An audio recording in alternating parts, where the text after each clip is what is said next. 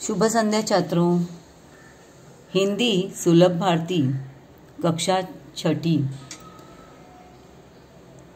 इस विषय में आज की तासिका में आप सबका स्वागत है। आज है सोमवार, तारीख 27 सितंबर 2021। छात्रों, आज हम एक बड़ी ही सुंदर रचना देखने जा रहे हैं। ये जो पाठ है, इस पाठ का नाम है मेरा अहोभाग्य। और यह पाठ, यह जो लेखन है आज का यह जो संस्मरण है, यह इसके लेखक है चंद्रगुप्त विद्यालंकार। छात्रों, संस्मरण का मतलब है कोई स्मरणीय घटना। अपनी किसी स्मरणीय घटना को पाठ के द्वारा यहाँ पर प्रस्तुत करने वाले लेखक का नाम है चंद्रगुप्त विद्यालंकार जी। चंद्रगुप्त विद्यालंकार जी का परिचय हम देखेंगे। चंद्रगुप्त विद्यालंकार जी, इनका जन्म 1906 में हुआ। इनकी रचनाएं, मतलब इनका जो साहित्यिक जो लेखन है, ये है संदेह, मेरा बचपन, न्याय की रात, मेरा मास्टर साहेब, चंद्रकला, पगली, 3 दिन, भय का राज्य, देव और मानव आदि। ये इनकी चंद्रगुप्त विद्यालंकार जी की ये कुछ साहित्यिक रचनाएं हैं। इनका परिचय है। चंद्रगुप्त विद्यालंकार जी ने साहित्य एवं पत्रकारिता के क्षेत्र में उल्लेखनीय कार्य किया है। इस पाठ में लेखक ने गुरुदेव रविन्द्रनाथ ठाकुर जी से हुई भेंट से संबंधित अपने कुछ संस्मरण यहाँ पर बताए हैं। अब गुरुदेव रविन्द्रनाथ ठाकुर कौन है, ये कौन थे, इसका परिचय मैं आपको देती हूँ। आप भी इस तरह आपकी गूगल सर्च पर जाकर इस तरह गुरुदेव रविन्द्रनाथ ठाकुर जी के बारे में आप जानकारी प्राप्त कर सकते हैं। ये है प्रसिद्ध साहित्यिक गुरुदेव रविन्द्रनाथ ठाकुर। कोई इन्हें रविन्द्रनाथ टैगोर भी कहते हैं। ये भी एक साहित्यिक थे और अपने भारत के लिए सर्वप्रथम नोबेल पुरस्कार प्राप्त करने वाले ये एक बड़े ही विचारवंत लेखक थे। गुरुदेव रविन्द्रनाथ ठाकुर जी की एक प्रसिद्ध रचना हम रोज अपनी पाठशाला में गाते हैं, और ये रचना है हमारा राष्ट्रगीत जन गण मन। जन गण मन, यह जो रचना है वो उनके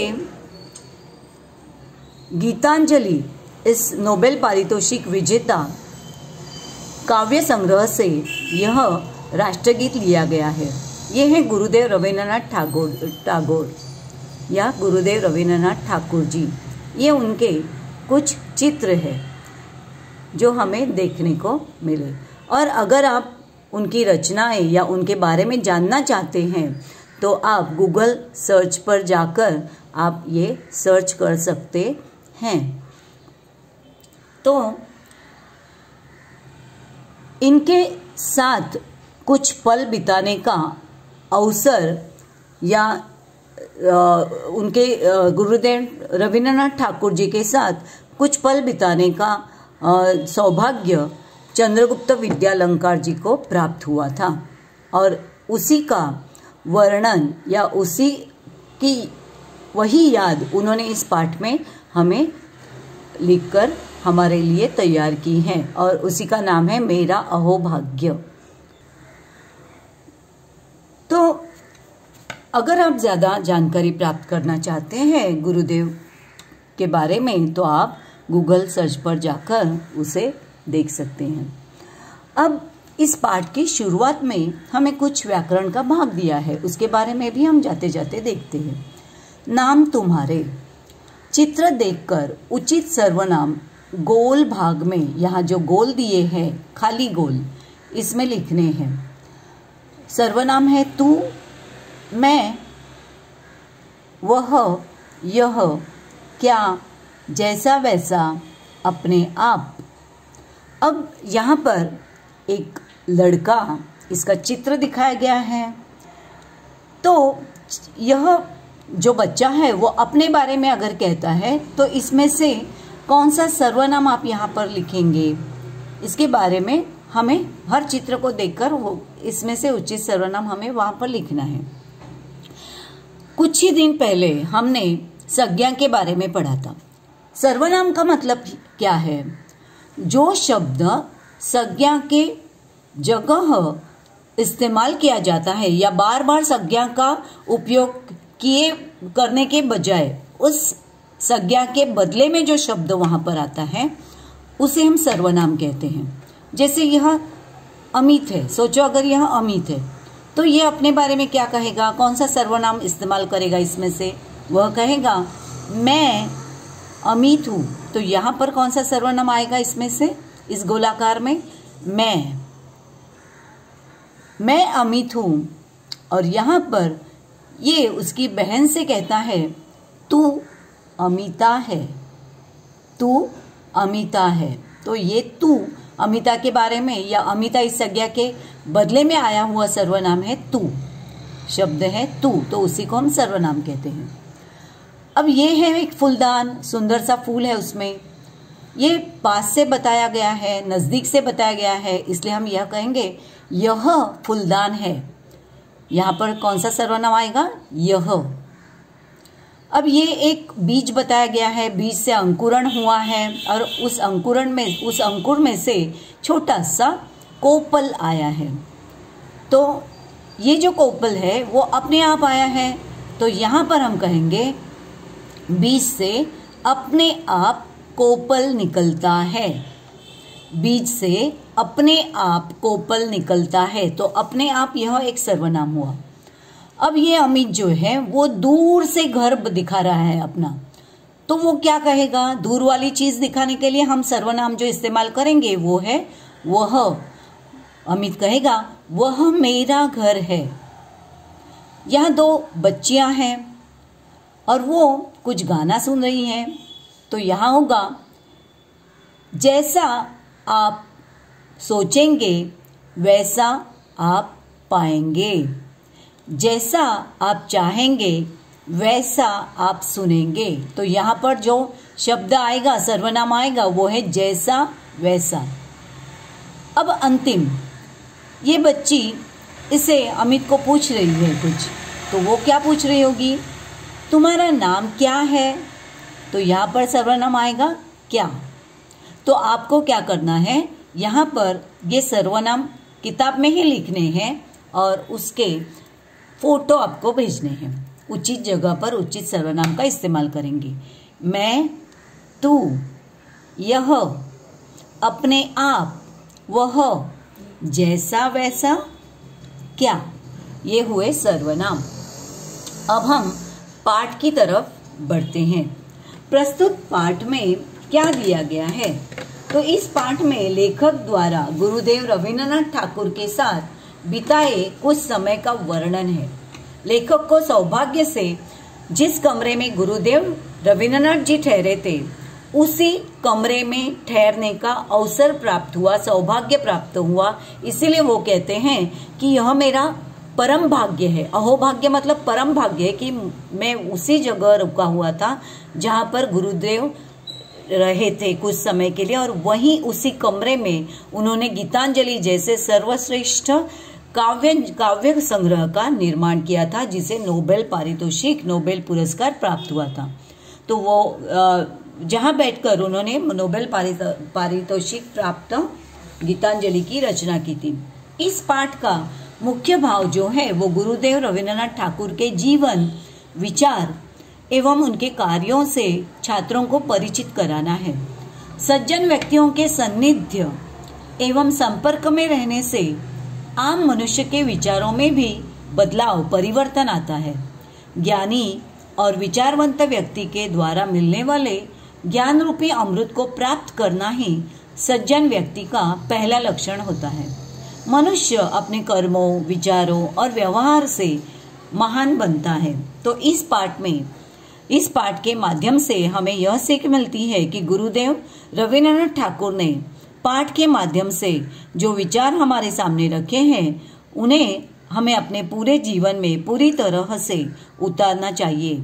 शांति और समझदारी पूर्वक अपना कार्य करना चाहिए तथा अपना प्रत्येक कर्म देश की उन्नति के काम आना चाहिए।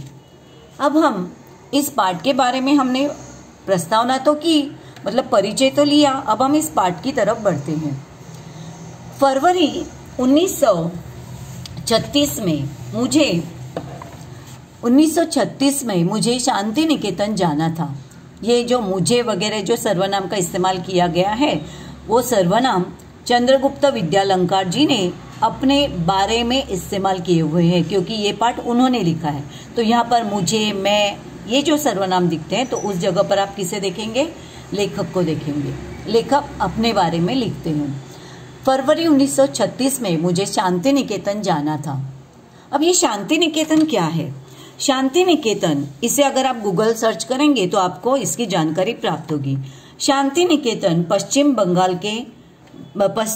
बंगाल भारत के बीरभूम जिले में बोलपुर के निकट एक छोटा सा शहर है जो कोलकाता के निकट तकरीबन 180 किलोमीटर उत्तर में स्थित है। इसे नोबेल पारितोषिक पुरस्कार विजेता गुरुदेव रविन्द्रनाथ ठाकुर जी ने बनाया था। यहीं पर उन्होंने विश्व भारती विश्वविद्यालय की स्थापना भी की थी। आज भी हजारों पर्यटक शांति निकेतन को देखने के लिए, वहाँ उससे भेंट करने के लिए वहाँ आते जाते रहते हैं। अगर भविष्य में आपको भी अगर कोलकाता में या पश्चिम बंगाल में जाने का अवसर प्राप्त हुआ तो आप जरूर शांति निकेतन को भेंट दीजिए, वहाँ पर जाइए। तो शांति निकेतन उन्हें जाना था लेखक को। वहाँ एक साहित्यिक कार्यक्रम होने वाला था। मैं बहुत ही उल्लसित था क्योंकि उस कार्यक्रम की अध्यक्षता स्वयं गुरुदेव रविन्द्रनाथ ठाकुर जी करने वाले थे। अब देखिए यहाँ पर इन्हें शांति निकेतन जाना था क्योंकि वहाँ पर एक साहित्यिक कार्यक्रम, साहित्यिक मतलब लेखकों की जो रचनाएं होती है उसके बारे में, अपनी अपनी रचनाओं के बारे में बोलने के लिए या उस पर विचार प्रस्तुत करने के लिए कई सारे साहित्यिक लेखक जहाँ पर एकत्रित होते हैं उसे साहित्यिक कार्यक्रम कहते हैं। और इस साहित्यिक कार्यक्रम की अध्यक्षता जो है वो गुरुदेव ठाकुर जी करने वाले थे। निश्चित दिन कोलकाता से हम बहुत सारे लोग शांति निकेतन के लिए रवाना हुए मतलब निकले हम कोलकाता से। लगभग हम सब 1 दर्जन हिंदी वालों का यह दल शांति निकेतन के सुंदर अतिथि भवन में ठहराया गया। अब 1 दर्जन मतलब तकरीबन 12 लोग। तो ये 12 साहित्यिक यहाँ शांति निकेतन के लिए रवाना हुए थे और वहाँ ये सभी हिंदी वाले लेखक थे। और यहाँ शांति निकेतन के एक सुंदर अतिथि भवन मतलब गेस्ट हाउस में उन्हें ठहराया गया। यह अतिथि भवन अशोक वृक्षों के सघन मतलब बहुत घने उपवन के बीचों बीच बनाया गया था। उपवन मतलब बाग बगीचा। यहाँ इस बाग बगीचे में अशोक वृक्ष काफी सारे थे। बहुत ही सुंदर, बड़ी और अच्छी इमारत थी यह। यहाँ पर ये इमारत के बारे में जो विशेषण आए हैं वो है सुंदर, बड़ी, अच्छी, ऐसी इमारत थी वो शांति निकेतन की। जैसा सोचा था वैसा ही पाया, जैसा वैसा। यहाँ पर हमने जो सर्वनाम लिखा है उसी के बारे में यहाँ वाक्य आया है।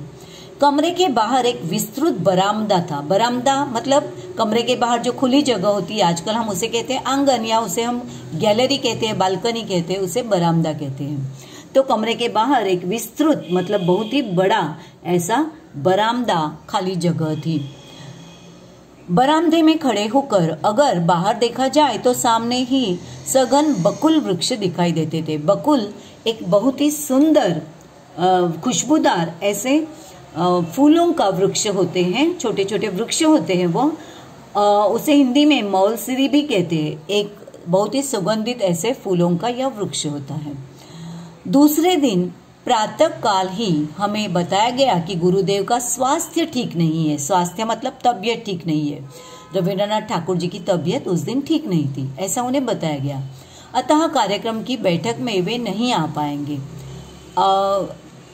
हम शुरू में ही हमने देखा कि उस साहित्य कार्यक्रम की अध्यक्षता वो करने वाले थे गुरुदेव ठाकुर जी, लेकिन उनका स्वास्थ्य जो था वो अच्छा नहीं था, ठीक नहीं था, इसलिए उन्हें पता चला कि वो कार्यक्रम में नहीं आ पाएंगे। मैं बहुत ही निराश हो गया, लेखक कहते हैं। तथापि हमें जब यह मालूम पड़ा कि उनके डॉक्टर ने हम लोगों को केवल 15 मिनटों का समय दिया है, जिसमें गुरुदेव के दर्शन तथा उनके साथ संक्षिप्त वार्तालाप भी हो सकता है, तब हमारी खुशी का ठिकाना न रहा। डॉक्टर ने, गुरुदेव ठाकुर जी के डॉक्टर ने इन लोगों से कहा कि आप 15 मिनट, सिर्फ 15 मिनट गुरुदेव से बातचीत कर सकते हैं। वार्तालाप का मतलब है छोटी सी मुलाकात, बातचीत आप कर सकते हैं। यह सुनते ही चंद्रगुप्त जी के खुशी का ठिकाना न रहा। यह एक मुहावरा है, खुशी का ठिकाना न रहना मतलब बहुत खुश होना।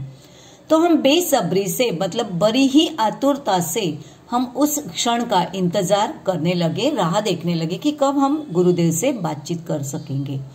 मध्याह्न मतलब दोपहर के बाद गुरुदेव की भेंट हुई। करीब 4 बजे होंगे।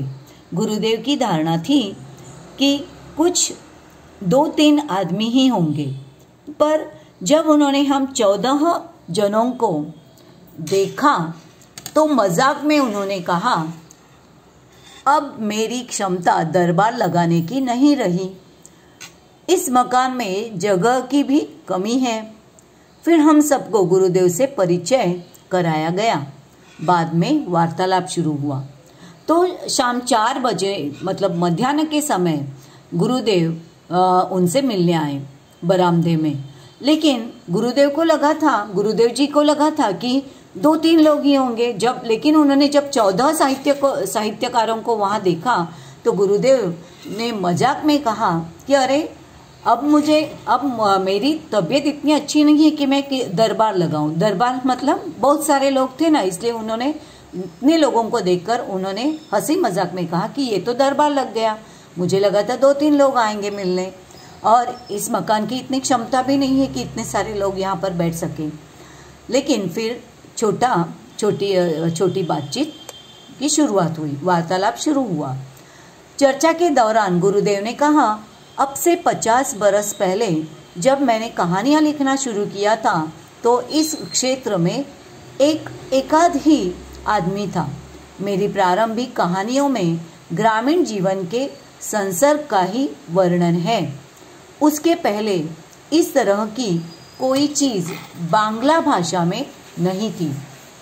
मेरी कहानियों में ग्रामीण जनता की मनोवृत्ति के दर्शन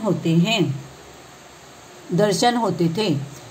उन कहानियों में कुछ ऐसी चीज है जो संसार के किसी भी देश के आदमी को भा सकती हैं, क्योंकि मनुष्य स्वभाव तो दुनिया में हर एक जगह एक सा ही होता है। तो चर्चा जब आरंभ हुई तो गुरुदेव जी ने कहा कि जब मैंने 50 साल पहले लेखन कार्य का आरंभ किया, तब उस समय बांग्ला भाषा में, गुरुदेव जी बंगाली थे, तो वो बांग्ला भाषा में कुछ रचनाएं शुरू में उन्होंने शुरुआत की। तो जब मैंने शुरुआत की, अपनी कहानियां लिखना आरंभ किया, तो इस क्षेत्र में कुछ ज़्यादा लोग नहीं थे। तो मेरी जो प्रारंभिक मतलब शुरुआत की जो कहानियां थी, उन कहानियों में ग्रामीण जीवन के संसर्ग का वर्णन है। मतलब गांव के जीवन को मैंने खास तौर पर उन कहानियों में गांव के जीवन को मैंने दर्शाया है। गांव के लोगों के रहन सहन, उनकी भाषाएं, उनका जो स्वभाव है उसके बारे में, उनके कामकाज, उनके व्यवसाय, इसके बारे में मैंने अपनी कहानियों में लिखा था। उससे पहले बांग्ला भाषा में ऐसे कोई रचनाएं नहीं हुई थी। तो मेरी कहानियां जो है उनमें ग्रामीण जीवन की मनोवृत्ति मतलब हम कहते हैं स्वभाव का उसमें वर्णन, या गांव के लोगों के स्वभाव उसमें दिखाए गए हैं। तो उन कहानियों में कुछ ऐसी चीजें हैं जो दुनिया में, संसार का मतलब है दुनिया, पूरे विश्व में किसी भी जगह जाइए, सभी जगह पर हर एक स्वभाव के लोग मिलते हैं। जैसे कि हर स्वभाव के लोग दुनिया में हर जगह पर पाए जाते हैं। तो मेरी जो रचनाएं हैं वो दुनिया भर में पसंद की गई, क्योंकि हर जगह पर वैसे लोग दिखाई देते हैं। गुरुदेव कुछ समय के लिए रुके, तभी अपने आप, अब हमने यहाँ लिखा था ना अपने आप यहाँ पर सर्वनाम का इस्तेमाल आया है। यहाँ पर हमने लिखा था ना अपने आप कोपल निकल आया है, तो यहाँ पर वही सर्वनाम आया है। तो गुरुदेव कुछ समय के लिए रुके, तभी अपने आप मेरे मुंह से निकल पड़ा, गुरुदेव आपके मन में काबुली वाला इस कहानी का विचार कैसे आया? यह लोकप्रिय कहानी देश के सभी भाषाओं के सभी बच्चों को बहुत प्यारी लगती है। तो लेखक चंद्रगुप्त जी ने उन्हें पूछा, ये काबुली वाला एक बहुत ही प्रसिद्ध कहानी है। अगर आप गूगल पर जाकर काबुली वाला को सर्च करेंगे तो आपको काबुली वाला की यह कथा जो रविंद्रनाथ जी ने लिखी थी उसके बारे में आपको ज़रूर वहाँ पढ़ने को मिलेगा। तो लेखक ने पूछा कि आपको वो कहानी कैसे सूझी? गुरुदेव कहते हैं, वह कहानी कल्पना की सृष्टि है। एक काबुली वाला था, वह हमारे यहाँ आता था और हम सब उससे बहुत परिचित हो गए थे। मैंने सोचा उसकी भी एक छोटी लड़की होगी और जिसकी वह याद किया करता होगा। गुरुदेव जी ने कहा, वह कहानी जो थी वो असल में कहानी नहीं थी, वो मेरे कल्पना की एक सृष्टि थी, मतलब मेरे विचारों की एक दुनिया थी। असल में हमारे यहाँ अफ़गान काबुली वाला आता था। उस ज़माने में अफ़गानी लोग काबुली चने ऐसी चीज़ें बेचने आते थे। तो काबुली वाला आता था, तो वो अफ़गान से आता था। तो मुझे लगा उसे देखकर कि ये इतनी दूर हिंदुस्तान में आता है अपनी चीज़ें बेचने के लिए। हो सकता है कि उसकी देश में उसकी राह देखने वाली उसकी कोई छोटी बेटी होगी। तो काबुली वाला जो कहानी है वह एक ऐसे ही अफ़गानी चने बेचने वाले की कहानी है जिसकी एक छोटी बेटी भी है, और पिता और बेटी के बीच में क्या घटता है ये कहानी, ये काबुली वाला है। तो मैंने सोचा कि इसकी कोई बेटी होगी, तो यह सोचकर मैंने उनके बारे में यह कहानी रची थी। इसी तरह वार्तालाप होता रहा। हम सबके लिए यह एक मानसिक खाद्य था। ये मानसिक खाद्य मतलब है वैचारिक चर्चा।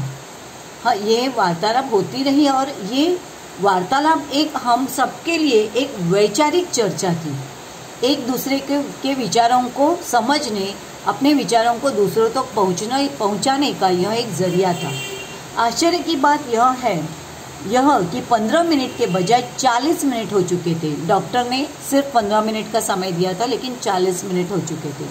अब गुरुदेव जी उठे और चल पड़े।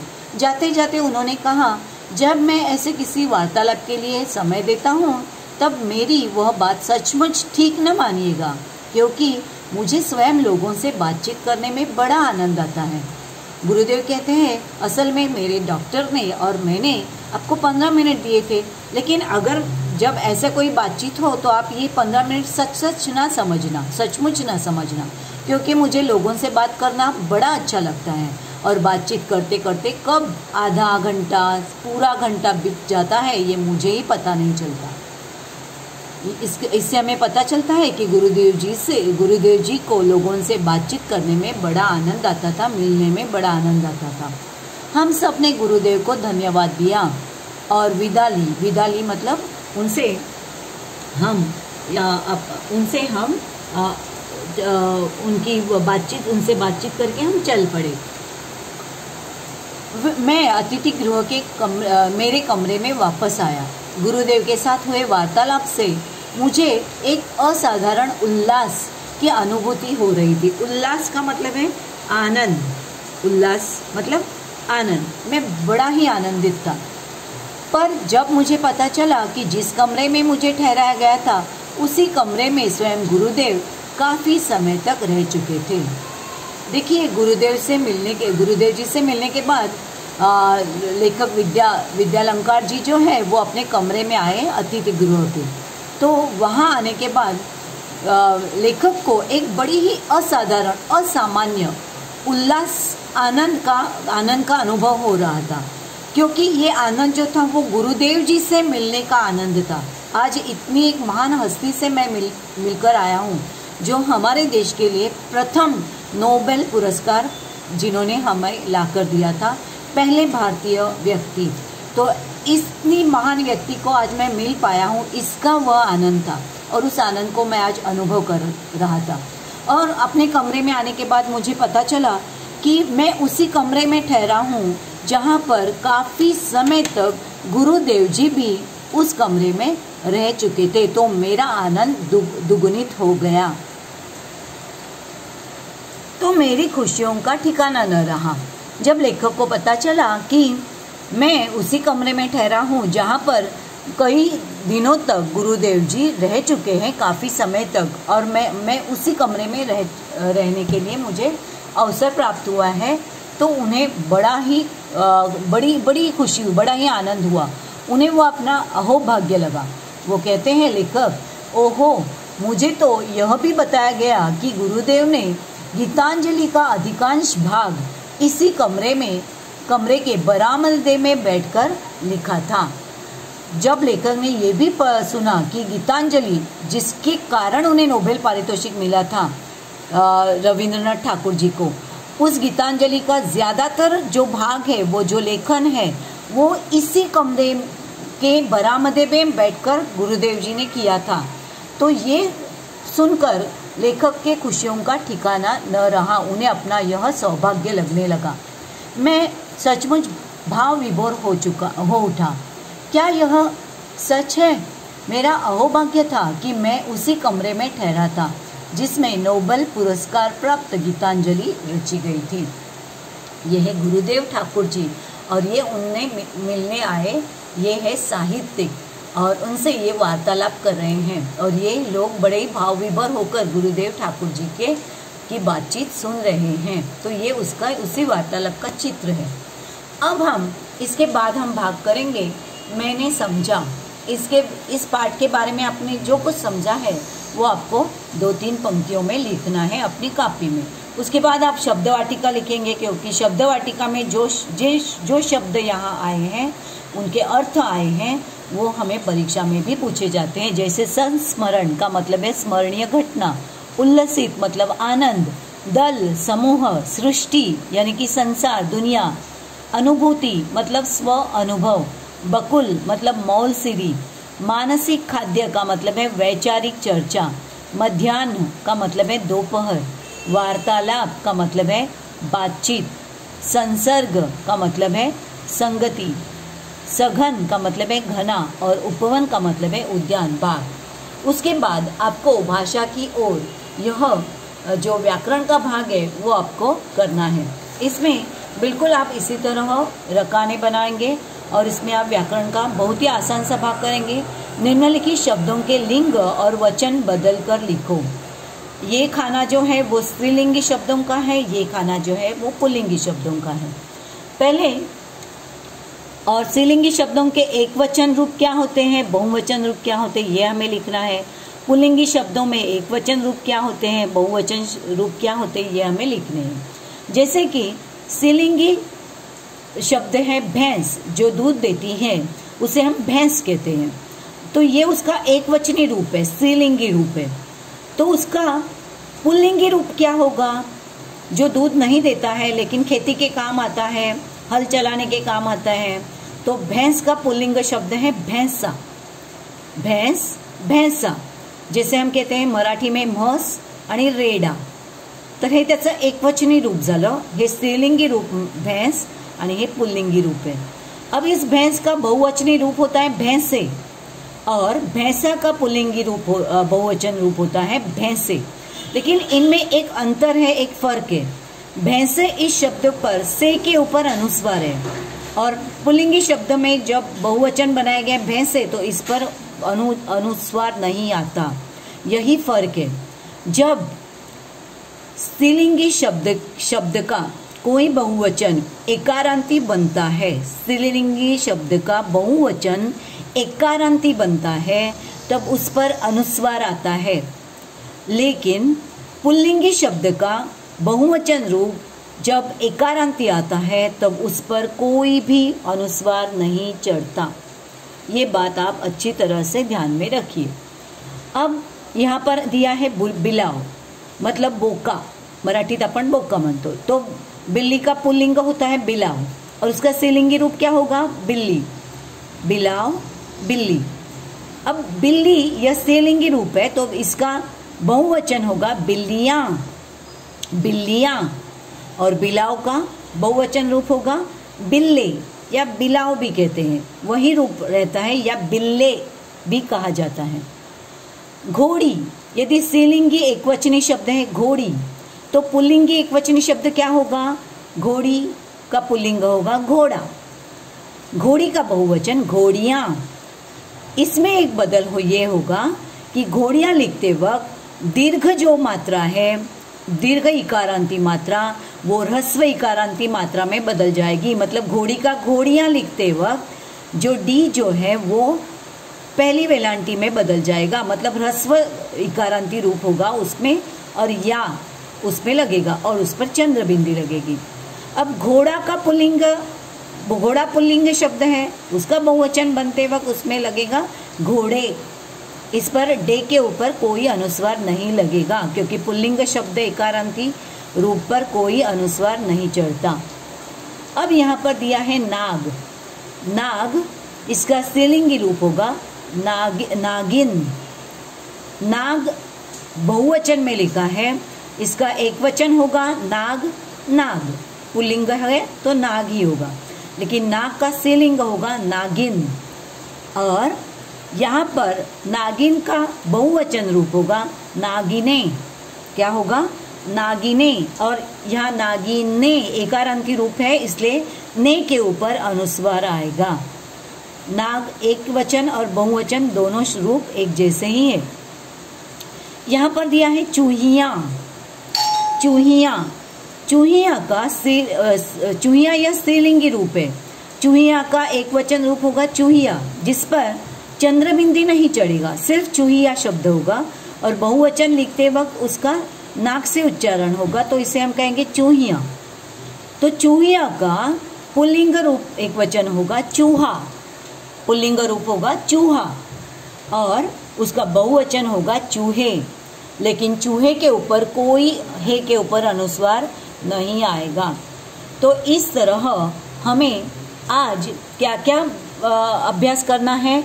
हमें यह सर्वनाम वाला एक अभ्यास करना है, दूसरा अभ्यास हमें मैंने समझा के बारे में करना है, तीसरा अभ्यास शब्द वाटिका यह लिखनी है, चौथा अभ्यास भाषा की ओर व्याकरण के बारे में हमें यह पूर्ण करना है कॉलम, और पांचवा अभ्यास में आपको कुछ प्रश्न देने वाली हूँ, जिन प्रश्नों में इन प्रश्नों का भी समावेश होगा। तो ये प्रश्न भी हमें लिखने हैं और कुछ अधिक स्तर प्रश्न मैं आपको अलग से भेजने वाली हूँ। उन प्रश्नों के उत्तर हमें लिखकर भेजने हैं, और ये बाकी का जो भाग है ये आप पढ़कर रखेंगे। और ये हमारा ये जो है वो हमारा प्रकल्प होगा। इस प्रकल्प के बारे में हम अगले पार्ट में हम देखेंगे। अगले पार्ट तक हमें यह प्रकल्प हमें पूरा करना है। आप इस वेबसाइट पर अगर जाते हैं, जो वेबसाइट यहाँ पर दी है www.nobel.award, ये जब आप इस वेबसाइट से आप भेंट करेंगे तो आपको ये जो नोबेल पारितोषिक, नोबेल पुरस्कार विजेता ये भारतीय लोग हैं, भारतीय महान विभूतियाँ हैं, तो इनके चित्र हमें प्राप्त करने हैं और इनके बारे में हमें जानकारी प्राप्त करनी है।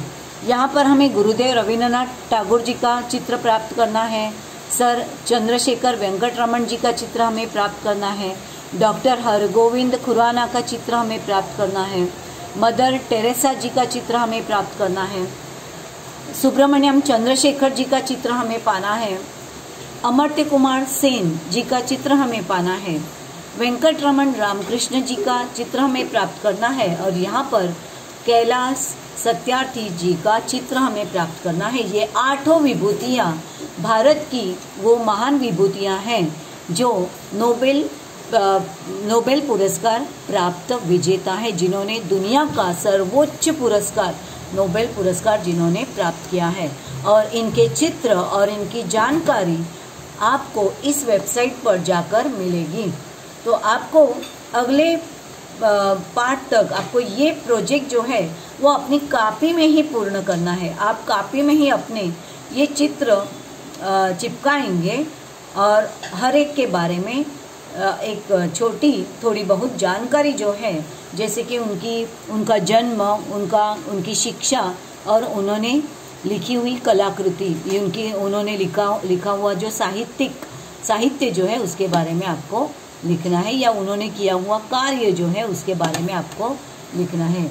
तो ये जो प्रकल्प है वो आपको अपनी कॉपी में पूर्ण करना है, और जिस दिन मैं आपसे वह मांगूंगी उसके फोटो आपको भेजने हैं।